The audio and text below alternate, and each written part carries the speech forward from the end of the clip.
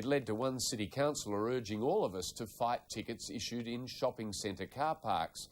But as Gavin Alders discovered, there could be doubt about all parking fines. Lubo Jonick turned the tables. He fought the law and found the law was on his side.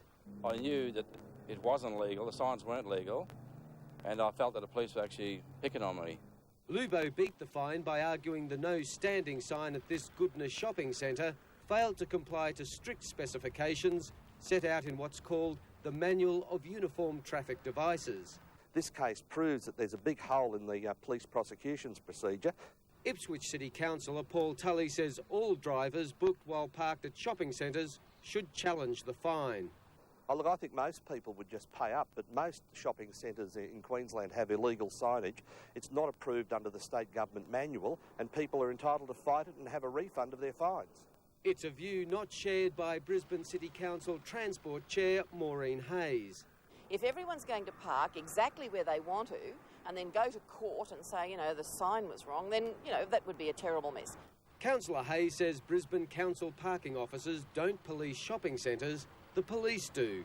So it's a matter for the state government to sort out. But Shane Bowring of Red Tape Busters says this could become a can of worms for governments at all levels.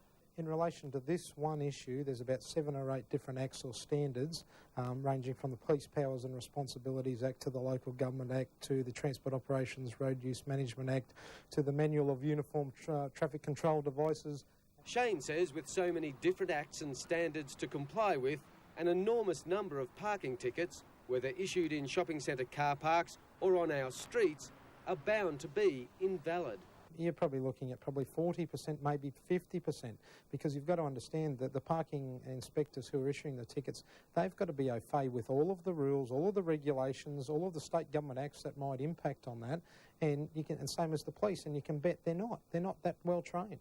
Most people who have a beef about getting a parking ticket point to extenuating circumstances, claiming the signs were either ambiguous or, worse still, hard to see. And then there are cases where the signs were quite simply wrong. Scott Goodrick challenged a $60 parking fine and won. It was on principle. Also, I guess probably a bit of narkiness in the sense that, hang on, they've got markings one way and a sign another way. How are we supposed to know what we're doing? Scott parked near South Bank, went for a swim and returned to find he'd been fined. So look, this is wrong, so I came back with a camera, took some photos, and away we went from there. He took photos of the sign and the road marking, which contradicted each other. He'd parked in an area marked out with broken white lines indicating a parking spot. The sign, though, indicated it was a loading zone. But they were going by the sign? Yes. And the sign was wrong? Yes. As far as the markings on the road was, yes. And obviously it was wrong because they've come and fixed it up. That's right, now they've come and changed it, to be the right way. When Scott presented his photos in court, the fine was cancelled. He wonders how many were booked and paid without question. It was on a Sunday, so they're out here 7 days a week writing tickets.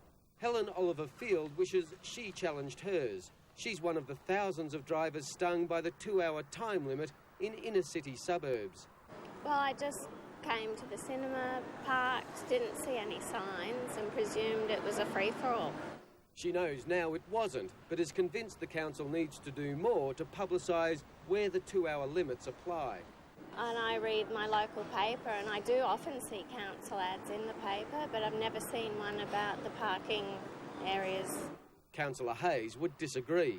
We put out thousands of these, the glove box guide to parking. We do try to, we communicate with people as much as we can.